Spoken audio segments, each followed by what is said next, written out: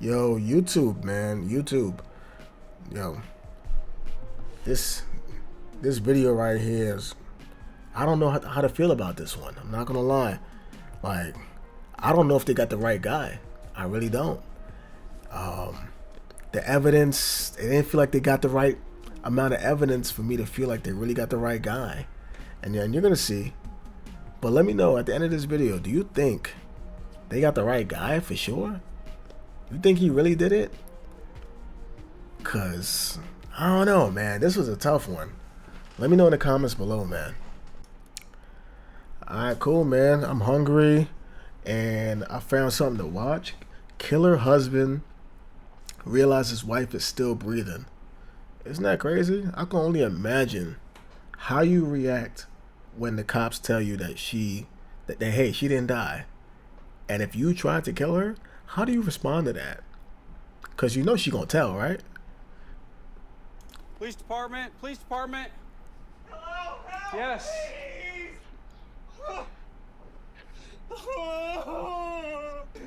Oh, my boy. I don't know, that sounds like a convincing cry. If that's the killer. Stay awake. Crime and psychology. I don't think I've seen a video from this guy, so hopefully this is a good one. I'll definitely subscribe if it is. This is 37-year-old Jimmy Allen. Jimmy just discovered his wife's body in the basement of 37 years old. Okay. their Michigan home. 18 minutes earlier, he placed this 911 call. Okay, what's going on there? Somebody called. Hold her up. I tried to give her CPR. I pulled her up. The dispatcher instructed Jimmy to continue giving Amy CPR while several units rushed to the scene. Officer Ben J. Horn was the first to arrive. Despite the desperation in Jimmy's voice during the 911 call, it was eerily silent as Officer Horn approached the residence. However, as soon as the officer made himself known, Jimmy began crying out for help. Police department, police department. Hello, help, Yes. please.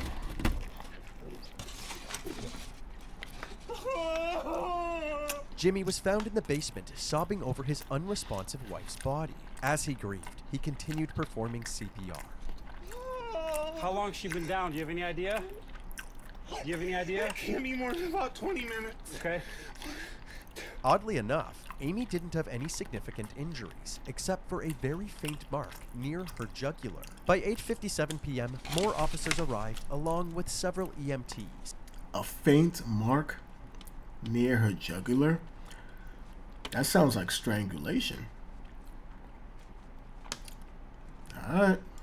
They piled into the basement to take over Jimmy's life-saving efforts. Now that Jimmy had a moment to process what was going on, he dramatically ripped his shirt off and broke down on the basement floor. He was able to quickly compose himself and continued to observe the EMTs aiding Amy. Jimmy alternated between complete composure and emotional outbursts several times. You want to come upstairs with me real quick? Okay. As you can see, Jimmy seemed calm as he walked up the basement stairs, but as he entered the kitchen, he unleashed his wrath onto an unsuspecting bowl of potato chips. The officers weren't sure what to make of this erratic behavior, especially since they had no clue what led up to the discovery of Amy's body. Did she make any statements at all?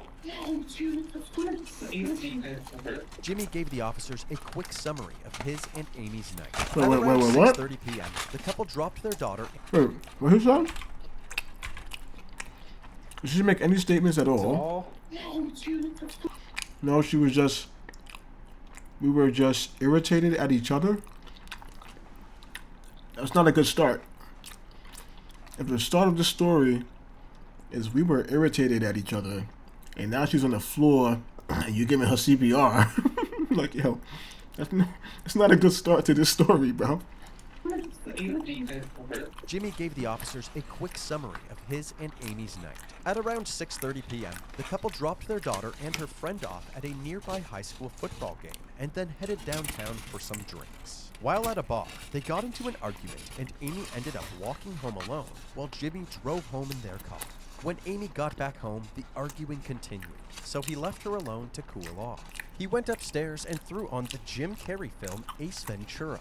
When it was time to pick up their daughter, he went to check on Amy again. I was irritated and I didn't hear anything, so I went back down and checked on her. Does Amy have a history of anything like this? Nothing in her background at all? Ever. Okay. The officers found it strange that Amy would escalate things to this degree out of nowhere. But nobody seemed as shocked as Jim. Hey, escalate things to what degree? Did I miss something? Are they trying to say that she hurt herself? Is that what they're trying to say? I'm hoping I wake up, dude. Unfortunately for Jimmy, this was a nightmare that he wouldn't be waking up from. But suddenly, an EMT emerged from the basement with a glimmer of hope. Huh? What? Says she's fighting. No. The EMTs were able to re-establish a faint pulse, so Amy was still clinging to life. But when Okay. Jimmy realized that his wife was still breathing, he seemed frustrated by this promising news. His reaction immediately set off red flags for the officers. Jimmy then left the room momentarily to grab a new shirt, and when he came back, he called his daughter Ashley to inform her of the emergency. We had an emergency. Don't go anywhere. There's an emergency. Don't go anywhere. I'll talk to you in a little bit. Jimmy didn't want Ashley to panic over the phone, so he kept his composure and didn't share any details of what had happened. But right after that phone call, he called his parents and spilled his heart out. Oh, I don't know what to do, Mom. I don't know what to do. Oh, this is terrible. I gotta talk to the cops. Although Jimmy was crying his heart out, the officer spotted no moisture on his face at all. They decided to have him wait outside, away from the crime scene. Shortly after, Amy was placed on a stretcher and taken to the back of an ambulance. They rushed her to the ProMedica Herrick Hospital, just 2 minutes away. The EMTs were finished in the basement, so the officers headed back inside to do further investigation. Now that the dust had settled, they immediately noticed something strange. The basement ceilings were very low, so low that they began to question the logistics of Jimmy's story. Amy was 5 foot 6 inches, and the basement ceiling wasn't much higher, roughly 7 feet. But rather than jumping to conclusions, the investigators decided to wrap things up for the night. Wait. Are they trying to claim that Jamie tried to swing herself? If you know what I mean? She tried to like...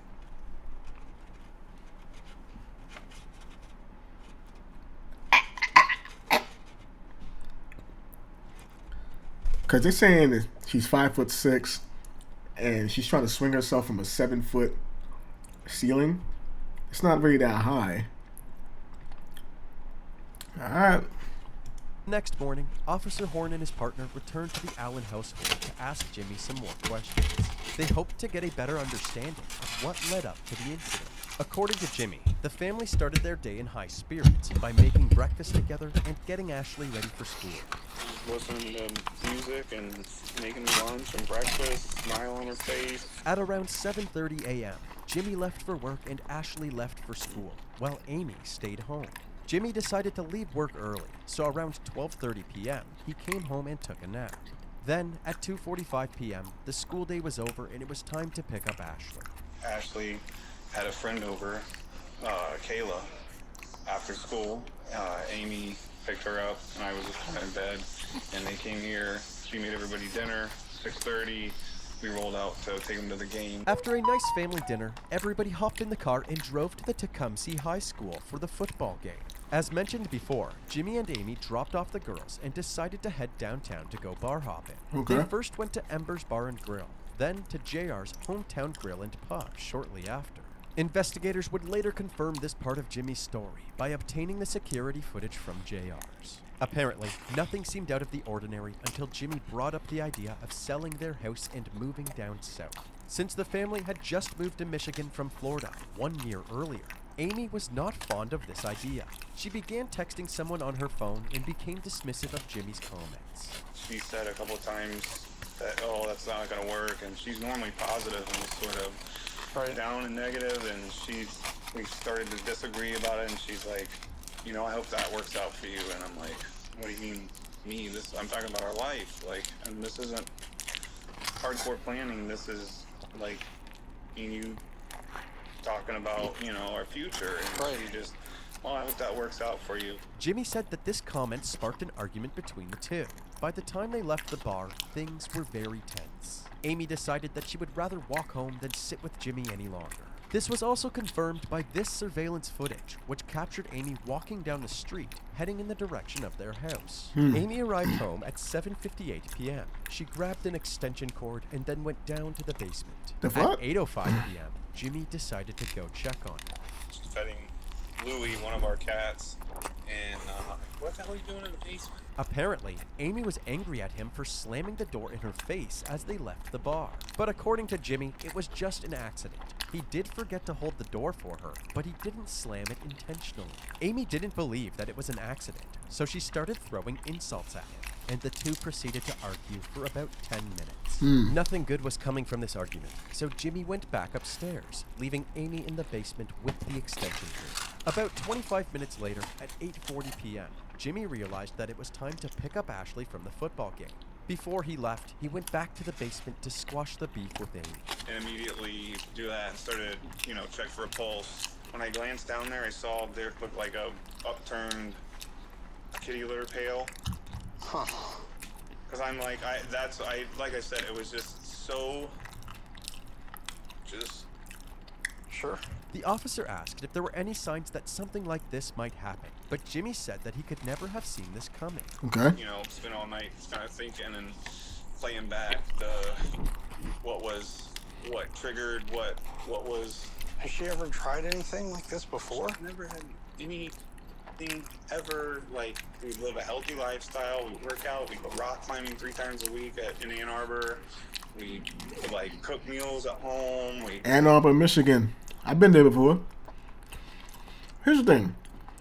Are they trying to say that he staged a swinging? Like, how do you stage someone getting like swinging themselves? You know what I mean? But she survived, right? At least I think she survived. grow our own vegetables out here, money trouble, no, I mean, this is like the pinnacle of my, you know, best job I've ever had. I make great money. She's a stay-at-home mom. She takes care of the 5 cats, the pool, and is there for my daughter doing sports and activities. Sure. The officer then asked if he and his partner could do a more thorough search of the home, and Jimmy agreed. With the help of their new recruit, Louie, Jimmy's cat, the officer scoured every room in the household, hoping to find any clues that could explain last night's incident. They weren't able to find any bombshell evidence, but they did collect several items that belonged to Amy, including her computer and cell phone. Following their search, Officer Horn headed back outside to speak with Ashley. She was visibly shaken up by the incident, but the detectives needed to know if Amy and Jimmy had a history of violent altercations. Were your mom and dad fighting at all yesterday that you recall? No, everything was normal When you left? Okay. Is there a history of the, like, fighting or arguing or anything like that? Nothing ever? Okay. She The lying. officer also asked about Amy's She state of mind. lying, bro. She lying. Your parents never argued? Never had a blow-up fight about anything? I mean, I'm sure there's like them rare relationships, like very, very rare relationships where there's no heavy blow-ups. Maybe a few little slight disagreements, but then a conversation will help mow it over, right? You can still sleep in the same bed together at night, right? But come on, the average relationship, you're saying your parents she's just saying she's gonna say anything to not make her parents look bad. She's gonna say anything. I'm not saying that she's bad for that, but I just don't believe it.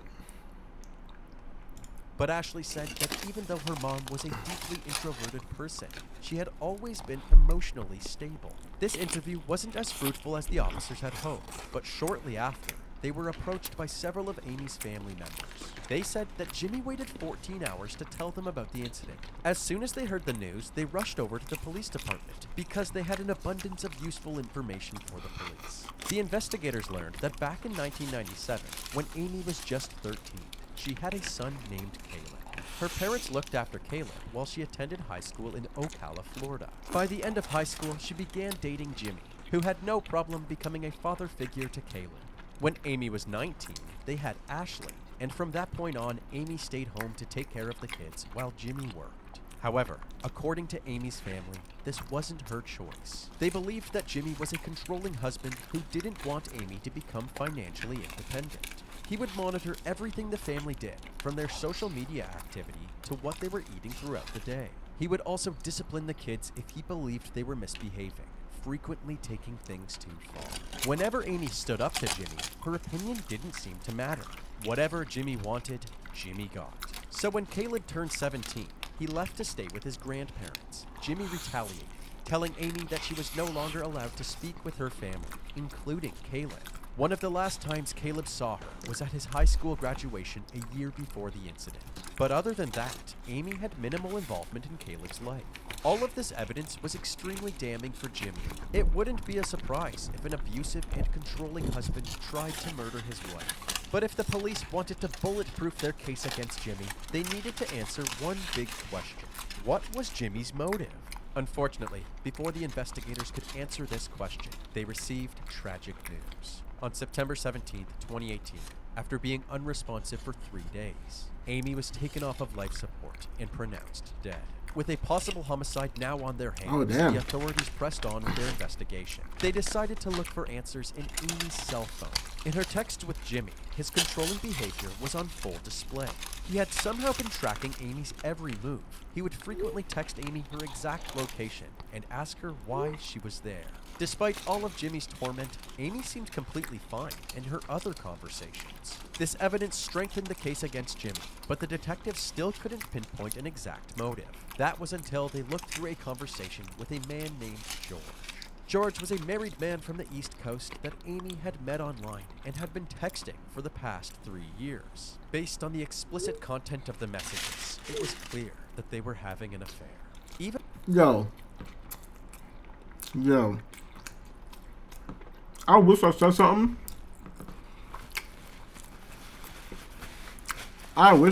Because when she told him in the bar, well, hope you have fun with that, or hope you enjoy that trip. Hope you enjoy living over there. Like basically saying like, hey, I'm not moving. And telling him like, yeah, I hope you. Because basically saying something like that is basically saying like, well, I'm not going to be there. If you're going to move down there, I'm not going to be there. You're basically saying that you're open to a divorce. You know what I mean? That's basically what you're saying. Like you're open to a divorce. So I'm not going to lie. When she said that, I'm thinking at the very least, she's not happy with this marriage, right? She's not happy with this marriage. And for her to be thinking like that, to say something like that, there's got to be somebody else in the background that she feels like she could replace him with. You know what I mean? Because, come on. She's not going to be that bold to talk like that. If you are a single mom with no job, haven't worked in years, so you don't have like any recent job experience, you don't want to be by yourself. You know what I mean? You're going to move back in with your parents. But if you feel like you have somebody lined up, which is probably that other guy who will probably take care of her, you're going to be a little bit more confident to talk reckless. That's just my opinion. Now, that's the only way I'm thinking like, all right, this is why she'll feel that confident to say something like that.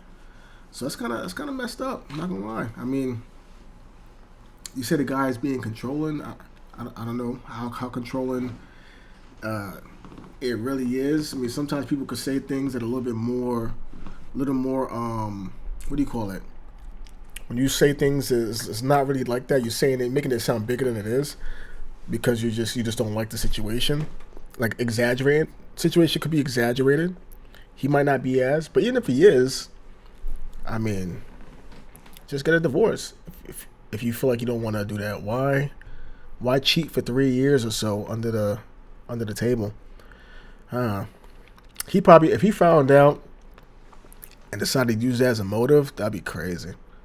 I mean, it'll be a story as old as time. And on the day of the incident, Amy and George were consistently texting and calling each other. While Amy was having dinner with her family at 5:07 p.m., George texted her, "I wish we could be together later." At 5:29 p.m., Amy responded with, "I'm excited to see you again." And remember when Amy began texting somebody during the argument at JR's Grill and Pub? It turns out that she was texting George, even with Jimmy sitting directly beside. That's so bold and disrespectful, bro. I mean, that's your husband.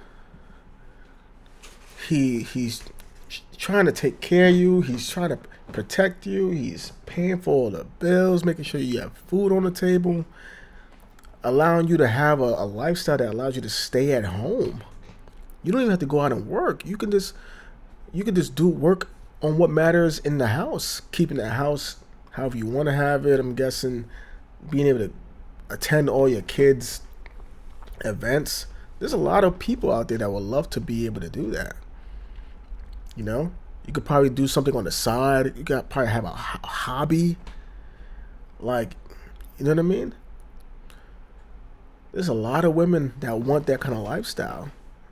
Like, I don't understand how you risk throwing all that away over some side dude who, more than likely, if you was to break up with your husband, that guy, even if he does take you in, over time it might not be anywhere near as comfortable as your lifestyle was before.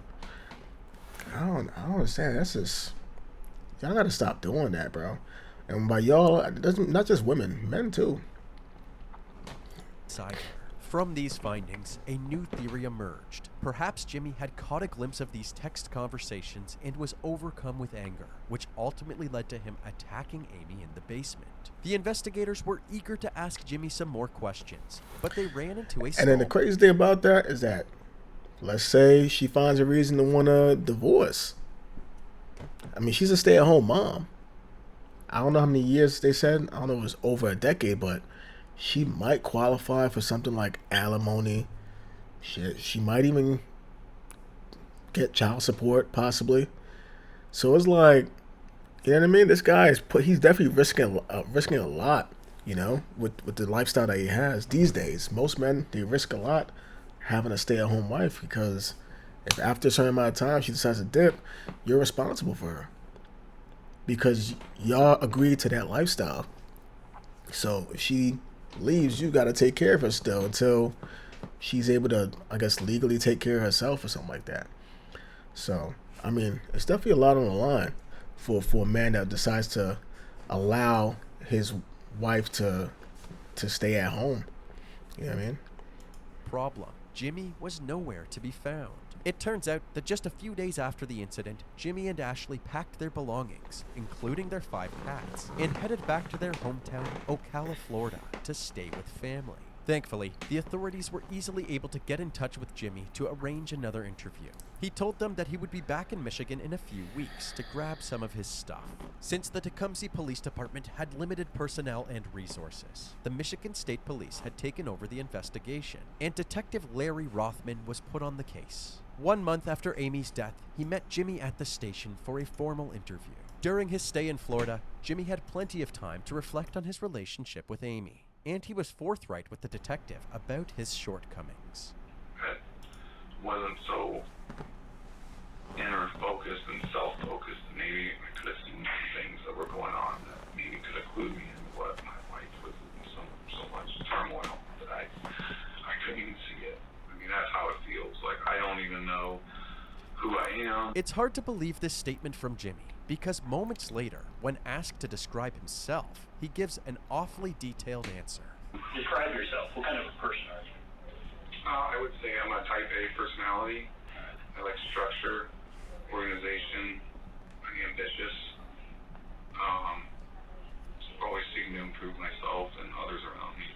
That's why all this is so pressing to me, is because, like, I had really taken measures in the last couple of years to, like, make sure that myself, my family were, like, mentally fit, like, mentally healthy, like, pursuing things that not only got you the goal, like, but helping others, being kind, making it, like I said, making the same thing, that type of person, making positive things. Without a doubt, Jimmy's obsession with creating the perfect family was immensely toxic. However, Jimmy seemed to take pride in this toxic behavior, framing it as a strength. He believed that his role in the family was to hold them to a higher standard. No matter how much Jimmy painted himself as an upstanding family man, the detectives weren't buying it. Looking back now, where you're at now, does anything pop out at you as... Oh yeah, there's, I mean, my wife had some issues, and What kind of issues? she struggled from like social anxiety, so she's been like that for years. She's just extremely shy, introverted person. She never developed relationships in Warmer Ocala. She didn't have any friends. She was playing like video games compulsively, that World of Warcraft thing. That got out of hand, so she just sort of isolated. He said a World of Warcraft addiction got out of hand. He basically made it sound like she had an addiction, like she was grinding, bro. And so I had taken measures when we got up here to help her break out of it. Jimmy is painting himself as a valiant savior, guiding his wife away from her bad habits towards a healthy lifestyle. But as we mentioned earlier, everybody who was close to Amy said that Jimmy was the main cause of her isolation. While asking Jimmy about infidelity in the relationship, he revealed that Amy wasn't the only one cheating. There was one time when I went to the Isle of Man and hooked up with this chick. Any time during your marriage, do you know if she was unfaithful to you? I don't think that would be possible. Why is that? She didn't seem to have the capacity to. Damn, it just lets you see how it just goes to show, bro. Like, it just goes to show, man. I wonder if she knew that he was cheating, because I know men have a hard time knowing if their girl is cheating. Men have a very hard time. You know? I mean, both could be very sneaky, but it just goes to show, like, it don't matter how good you think your relationship is going, they could still be doing something. Whether you're a guy, whether you're a girl, the other person that you're dating, it doesn't matter how good the relationship could be going, they could still be doing something you just don't know. He's over here thinking everything is sweet. Like, talk to people, man. I mean, she was, like, incredibly introverted. Clearly, Jimmy underestimated Amy's charm. Later in the interview, the detective set the record straight, bluntly telling Jimmy that Amy was, in fact, having an affair. What was your knowledge of her affair? I don't think she had an affair. To my knowledge, I have no idea. I wouldn't think it was possible. There was a lot of stuff that she had tried to delete there, but, I mean, we're talking, telling this other guy she loves him. I think that you're both. I'm not. I'm not going to lie to you today, and I haven't. You know, so I'll just tell you right now, I don't believe it. Jimmy seemed to be in denial, so the detective printed off some excerpts from Amy's conversations with George, some more risque than others. And then the chats lead up to the 14th, the same day that this happened. Clearly there was something going on between these two people. As someone who had a say in every aspect of Amy's life, he seemed completely blindsided by her secret life with George. He wanted more answers. Can you pull phone records to see if there's any numbers that I can see that I don't recognize? And that, like, to me, is crushing to think that she even has some alternate life. Like, I legitimately, I still just don't all the way believe you guys. I don't think that she has the capacity to do that. Like I said, this is the most shocking, like, I can't even process it. In a last-ditch effort to elicit a confession, the detective asked Jimmy if he would take a polygraph test. Jimmy agreed and maintained his innocence the entire time. Ultimately, the test results were inconclusive. The detective wrapped up the interview, less certain about Jimmy's involvement than before. Jimmy was allowed to leave, and he went back to Florida later that day. The police struggled to find any new leads, so they had no choice but to wait for the medical examiner to release Amy's autopsy report. That day finally came, 3 months after Amy's death. It was confirmed that the cause of death was strangulation asphyxiation, but the manner of... yo, didn't I say it? I said that same word, right? But that's not really a shock though, because he said that. I think he said that she swang herself. You know what I mean? I think he was trying to, because he said that there was a kitty litter box or whatever that looked like it was kicked over. So I'm guessing he's trying to make it seem as if she was standing on the kitty litter box and then set it up and then kicked the kitty litter box out the way so she could swing. So I mean, obviously that's you're basically strangling yourself with the rope, basically. But me, I was thinking more of like by hand. But let's see. Death was undetermined, requiring additional investigation. The ball was back in Detective Rothman's court, but finding more evidence to determine whether or not this was a homicide was easier said than done. Like right now, for them to blame him, they was trying to find a motive of maybe he knew that she was having an affair, because that could trigger somebody, obviously. I'm not gonna lie, he came off kind of convincing that he didn't know that she was having an affair. Yeah, right? That came off kind of convincing. So they probably can't use that. But it's maybe remember, she brought up at the bar, well, I hope you enjoy yourself there. I hope you live a lovely life over there, basically. That sounds like the beginning of a divorce breakup conversation, possibly. You know what I mean? For her to say that, how do you go and sleep with that person, like in the same bed, that same night, knowing that she's willing to talk like that, or he's willing to say something like that? You know what I mean? It's like, damn, like, I thought we was a team. I'm thinking about us. And you're telling me to go without you. Like, what are you trying to say? So maybe he's thinking she might not want to stay together. And who knows, maybe that conversation when she came back home after taking that walk, who knows, that walk that she did, she probably was on the phone with the other guy, Roger, whatever his name is, probably telling him about this fight that her and her husband just had. That guy probably said a bunch of sweet things and made her feel like, hey, whatever you do, I got your back. Probably, right? And then she probably went back home, probably felt secured and felt like, hey, if this ends, I got my backup. You know, a lot of these people, they don't know how to be alone. And it's not just women. Men too. There's people out there that don't know how to be alone.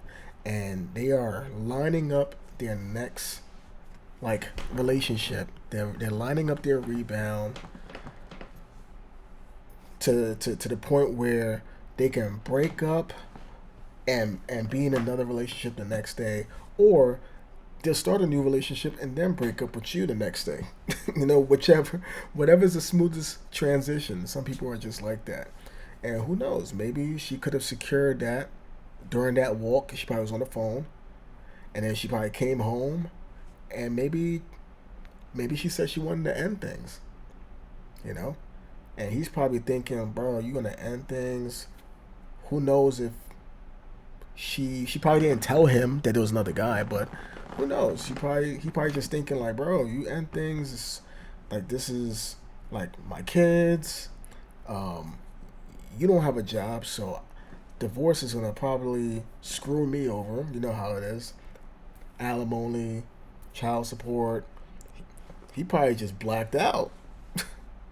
He meticulously looked through all of the evidence, including the body cam footage. He stumbled upon the moment that Officer Horn noticed how low the basement ceiling was, and he suddenly had an idea. Rothman reached out to a forensic engineering lab in Michigan and asked them to recreate the scenario Jimmy had supposedly stumbled upon. After many months of preparation, testing, and analyzing the results, the lab determined that under the same circumstances, her feet would have made contact with the ground. A different forensic pathologist reviewed the same test results, and they determined that her manner of death must have been a homicide.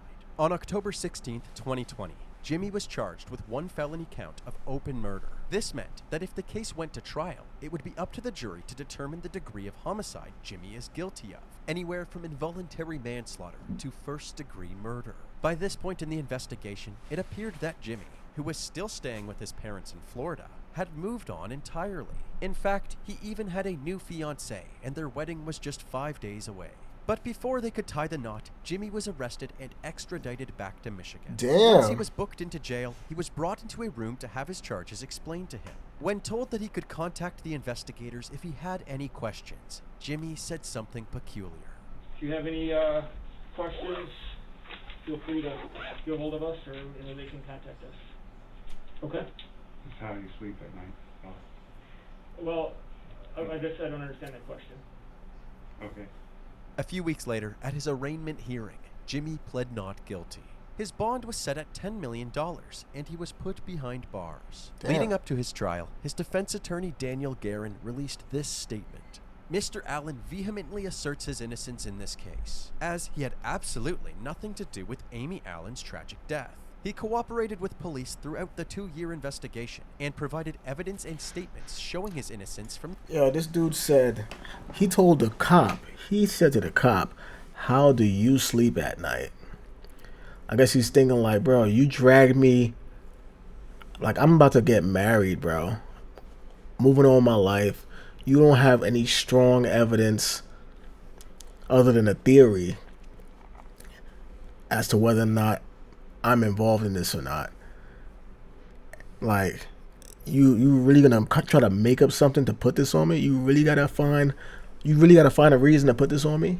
Like, there's no clear reason, so you're gonna make up a reason to put this on me? Like, how do you sleep at night? That's basically how I took that. You know what I mean? Now, did he? I'm not gonna lie. Me personally, at this point, are you convinced that he did it? At this point, like, think about it. At this point in the video, are you convinced that he did it? I'm not saying that he didn't, but I'm not gonna lie. I'm on the fence still. I can't really say that he did it. I also can't 100% say that he did do it. But I'm just saying, like, it don't seem like they have any strong evidence. They just have a theory. Like, oh, it's kind of short. Maybe she can't, but if it's possible at all, then maybe she could. The very beginning. He has been in jail for nearly a year for a crime he did not commit, and he misses his family dearly. He is looking forward to the evidence finally being shown to a jury of his peers, so they can see clearly that he is innocent and did absolutely nothing What wrong. if he's innocent, In though? September of 2021, 3 years after Amy's death, his trial began. Prosecutor Angie Borders kicked off the opening statements. She said that her team was confident that the evidence would point the jury to a guilty verdict. Defense attorney Daniel Guerin delivered the defense's opening statement, saying that there was no substantial evidence to support the prosecution's theory, and their case did not add up. The people want you to believe that Jimmy Allen, for reasons nobody explains or guesses or understands why, snaps after 15 years of marriage, brutally kills his wife, goes up into cover-up mode, does all of this cover-up, and then gets the police there at 8:52 to start showing them evidence of this hang. They also pointed to Jimmy's search history that night, suggesting that murder was the last thing on Jimmy's mind. The phone searches they get from Jimmy's phone that shows that he's looking at searches for Jim Carrey movies and other Showtime shows, the exact shows that he had told police that night that he had watched. One of the key witnesses for the prosecution was Amy's son Caleb. He told the court about an altercation with Jimmy while he still lived at home. I stood up, pushed him against the wall, and there was a second of fear that came over me, and I realized what I was doing, and I let up, and then I was spun around, or maybe I turned around, and then I was choked from behind on the floor for multiple seconds. It felt like forever. Okay, so you got choked out for pressing him? Oh, my fault. I didn't even switch it back. My fault. So he basically saying they're in trial right now. My fault, y'all. It seems like they're in trial. You know, that's what it looks like down here. They walked in. They just talked. You heard what they said. So this is the son of the mom, of the lady that died. I can't even say she got killed because we don't know for sure at this point. But this is his son. He's saying that I pressed him up, like I pushed him up against the wall, and then he said some kind of fear came over him. That don't make any sense, I'm not gonna lie. And then I guess when he released him from being pushed, when he released, I guess Jimmy, the main guy off the wall, he turned around, Or he said, either he turned me around or I just turned around myself. I'm not too sure. And then dude put him in a headlock. Put him in a damn chokehold. So because he choked you out for pressing him, now you're going to say, oh, so that's his signature move? Is that what you're trying to say? That's his signature move? That's his finisher? Oh, man, bro. Why you pressed him for? How about that? I'm not even trying to defend homie. I'm just saying, like, I just found it to be funny. During the incident, I was choked from behind on the floor for multiple seconds. It felt like forever during the incident, and I was gasping for air, grabbing for anything, trying to get away from him. This story suggested that Jimmy had a history of choking people when he got angry. Basically. If he was willing to choke Caleb, it's reasonable to assume that he was willing to choke Amy as well. Several witnesses that were at the scene that night were also called to the stand, including first responders and neighbors. They all testified that Jimmy's over-the-top reactions seemed like he was putting on an act. Jimmy's behavior throughout the body cam footage supported this. There were several moments where he would be sobbing uncontrollably, This is terrible. but would instantly compose himself. I'm not going to lie. It does look like my boy's putting on a bad performance. But at the end of the day, have you ever came home to your significant other passed out on the ground and her environment looks like she created her own personal exit strategy, if you will? You know what I mean? Like, I'm not saying that that's what happened. I'm just saying, like, not everybody's going to respond the same way you would think to respond. The same way how not everybody responds to situations that they are upset about. Like, you ever see somebody who's angry at you over something that you think is not a big deal, but they freak the hell out, and you're like, whoa, what the hell was wrong? Why are you acting like this? And you're looking at them like they crazy. Well, there's situations like that with other things, like finding someone that you love being deceased. You know, not everybody's gonna just cry the same way. You know what I mean? But I'm not gonna lie, this does look like a performance to me. But who am I to say that this is a normal reaction for him? You know?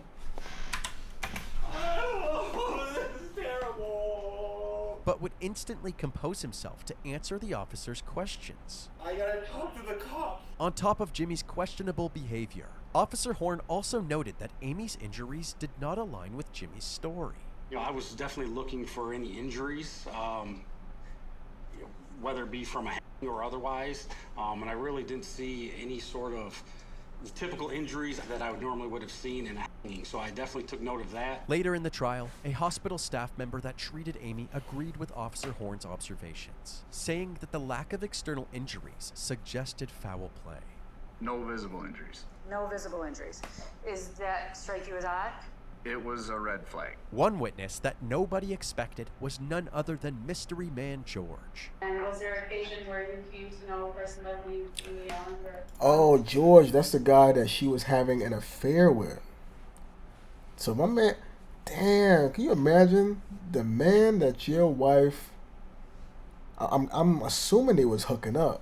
So the man that was piping down your wife behind your back without you knowing is at your trial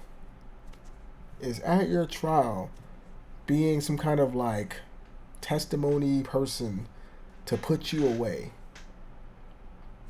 He's upset because he didn't get her out your grasp fast enough. So now he's gonna help put you in jail for possibly killing her. That's crazy, bro. Yes, we spoke online often. We talked about life. We also, there was a little bit of sexual content. That's what we talked about. For the most part, George and Amy communicated through text and video calls. But the more they got to know each other, the more eager they were to see each other in person. Now, have you ever met Amy in person? Yes, twice. The first time the two met up was in spring of 2017. They met in person twice, and she's already texting him, "I love you." Bro, That's that grass on the other side. That the grass is greener.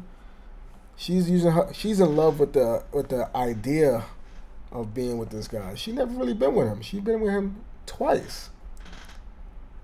She's in love with the idea of being with him, and just the whole like secrecy of this whole thing is exciting. Doing something you're not supposed to be doing, you know, behind somebody's back who you might view as controlling you, but they're not able to control this side of you. As soon as she would have left her husband for this guy, within 6 months, she would have realized, like, damn, it was not worth it, probably. Grab some coffee. The second time was several months later when Amy met George in a hotel room. I was here for work, and she had some free time, so she came to the hotel. So you're at a hotel? Yes. Yeah, she Things can't. that happen at a hotel happen at that hotel? Some things, yes. Apparently, George and Amy's love for each other only grew as time went on. Even on the day of her death, Amy showed no signs of wanting to slow down. I wrote, I love you, and... Bro, that's somebody's wife, bro. Why can't you just find your own girl, bro? That's somebody's wife. I get it. If it's not you, it'll be somebody else. But, bro, have some self-respect for yourself, bro. You're not a teenager anymore. It's one thing if you're, like, in your teens. I even give you your 20s. You know what I mean? You're just reckless. I don't care, whatever. But, bro, you are a full-on adult, bro. He got to be in his 30s or 40s. Like, what are you doing, bro? There's plenty of single women out here. You over here taking, like, a stay-at-home mom, bro? There's a guy going out of his way to make sure that he has his family taken care of, and you're going to come and fuck his wife? That's what we doing? Like, come on, bro. Grow the fuck up, man. That shit is annoying to see. I wrote, I want more of you, and she wrote, I love you too. I'm ready to spend time with you in person. And I wrote, good. Let's do it. And then she wrote, end of October. And I wrote, I'm in. Dr. Elizabeth Buck also played a crucial role in the prosecution's case. During her testimony, she took the jury through the extension cord experiment we mentioned earlier.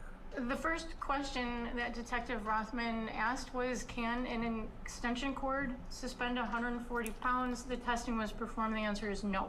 According to the prosecution, the results of her tests were more than enough to debunk Jimmy's story. When it was the defense's turn to call witnesses, they had Jimmy's father testify. According to him, Jimmy didn't flee the state because he was guilty.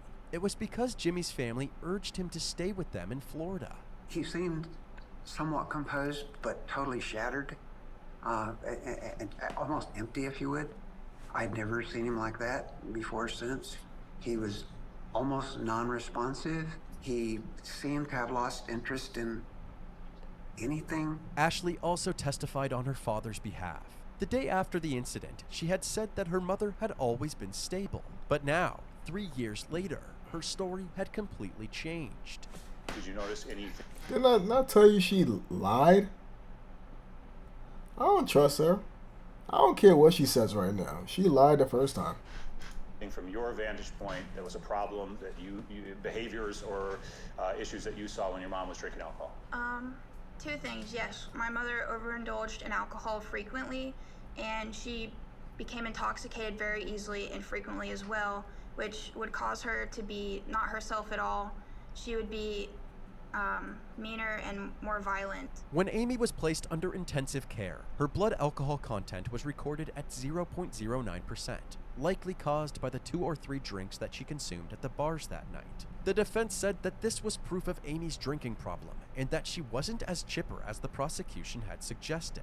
They also questioned the forensic pathologist who claimed that this was a homicide. To dispute this notion, the defense had actually reached out to their own expert, Dr. Francisco J. Diaz. According to Dr. Diaz, since there was minimal bleeding to the strap muscles of the neck, no petechiae, and no evidence of defensive-type injuries, he believed that Amy's death was not the result of somebody else's actions. The defense had called all of their witnesses, but they had a lot more to say in their closing arguments. Yeah, like, does she have any, like skin cells of her husband under her nails or something like that? Like, does he have any defensive wounds? Like, was she scratching him or anything? Like I still don't know. This case is so wild. I still don't know what to believe. I don't know if he did it.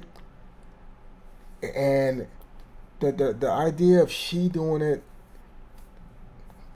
and the only reason why I'm saying the idea of her doing this to herself is not like, it's not far-fetched of an idea to me, because I've met some girls. Well, shoot, I've met numerous girls. I don't know. This is like their go-to where they threaten to hurt themselves. They threaten to, like, you know what I mean, just off of arguments, or if you're like trying to break up with them or whatever.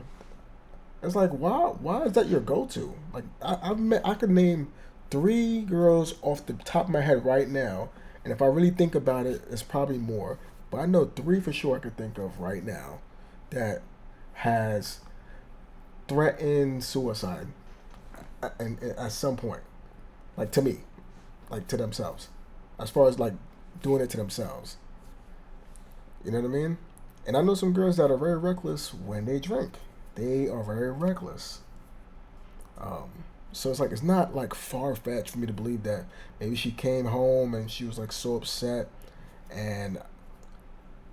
but then what would really be the motive for her to do that though? Like, there had to be a motive. Like, if it was like he was breaking up with her and she didn't want that, and obviously she doesn't have a job and she would have to start her life all over, and I could see that being like a trigger for her to be like, you know what, this is too hard, I don't feel like doing this anymore, and if you're gonna leave me, then I have nothing, and you know what I mean, and decide to just, like, that would be a motive.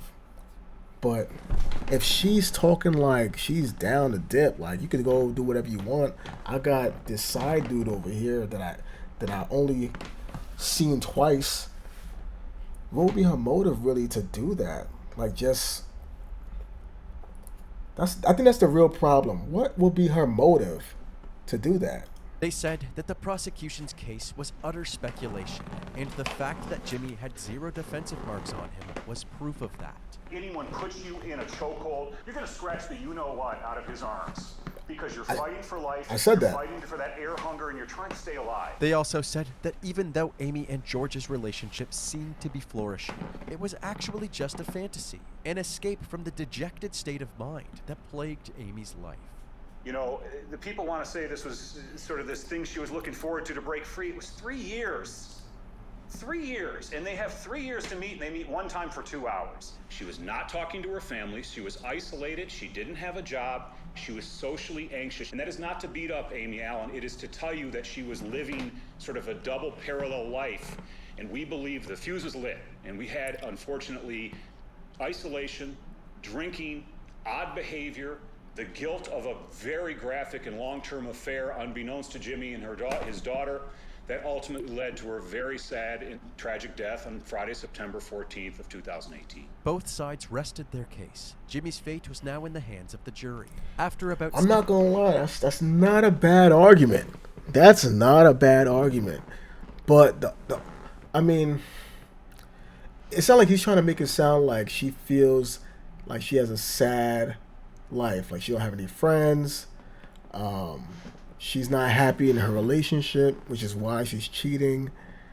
And, you know, she had a drinking problem, and maybe that led to her being depressed possibly and doing whatever she did. But is that enough to trigger you to jump to that? To jump to that extreme? You know? I mean, the only other thing, what would be his motive? The only motive I could think for the main guy, Jimmy, would be maybe she told him that she was thinking about a divorce, you know, or even worse, he knew about the affair. But based on that interview, when they told him about it, it was kind of convincing that he probably really didn't know about the affair. 6 hours of deliberations, they had their verdict. You do say upon your oath. But based on what I heard so far, I'm not gonna lie. I mean, the other thing is the marks around her neck. I mean, if she was hanging, I mean, an extension cord, I would think it would be like some real heavy, deep marks. But then again, they also said that she was on the floor for at least like maybe anywhere from 10 to 20 minutes, maybe, before the cops arrived. So is that enough time for the marks to go away? And even if the marks go away, is whatever damage that the extension cord caused, is it something that should be damaging underneath that's not visible? That's the only other thing. Like, because they're saying, listen, they're saying that it didn't cause enough damage that you would expect it to cause. So that's why they're thinking it could have just been a chokehold. And now they got the son's testimony saying that he got choked out before fighting this guy. He got choked out. I don't know if that's true. If it's true, but it's like, I mean, anybody could choke anybody out. You're trying to say that's a special move? I don't know. Let's see. That you find the defendant guilty of the lesser offense of second-degree murder. Second-degree murder. Wow. That basically means that he killed her in the moment. That it wasn't like something that was premeditated, planned out, like a first-degree murder would be. They're trying to say like maybe he was under some type of like emotional stress based off of that argument, and possibly snapped in this. But they're not saying how he killed her. After this verdict, Jimmy didn't seem to know what to do with himself. He wandered aimlessly for a bit, and when it was time to be booked into the jail, he bashfully waved goodbye to his family. On October 21st, 2021, Jimmy was sentenced to 20 to 45 years in prison Wow. in the Michigan Department of Corrections. He currently resides at the St. Louis Correctional Facility and will be eligible for parole in the year 2040. Wow. I'm not gonna lie, bro. I'm not gonna lie. I don't know. Now, obviously, we're getting the short version because we didn't watch the entire trial, so we didn't see all the evidence. But based on what evidence we just saw, I'm not gonna lie, bro. That's a hard one. If I was a juror, that would be kind of hard for me to be like, yeah, they think he did it. Now we don't know what her. They didn't show any history of her being this type of reckless in the past. They didn't show any history of that. So it's like she doesn't have a pattern of doing stuff like this, right? So you could argue that, but you can also argue that he doesn't have a pattern of strangling people outside of that one time when he choked out the son for attacking him. You know what I mean? The son attacked him. I don't think that's strong enough to say, oh yeah, I attacked him and then I let him go, and then he retaliated by choking me out, and he had me in a chokehold, and he was holding me for so long. It felt like it was so long, man, and I almost tapped out. You know what I mean? This case could have been about me. I don't know, man. That's a hard one. What you think, man? You think he really did that? You think he really did that, or you think they got that one wrong? That's a tough one. Cause what's the motive? They didn't even tell us what the motive was. They didn't even say what the motive would have been. Cause if he didn't know about the affair, and if there's no clear evidence of her trying to leave the relationship, then what the hell's the motive?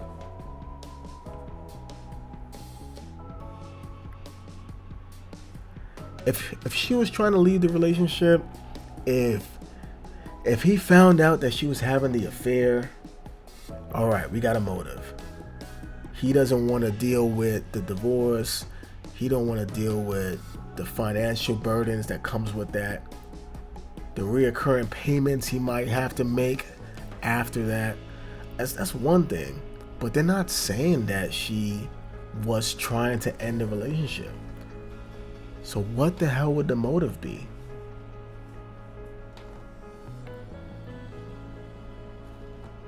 You know? The motive for her, I mean, what they said in trial, they made it sound like she had a sad life. No friends, and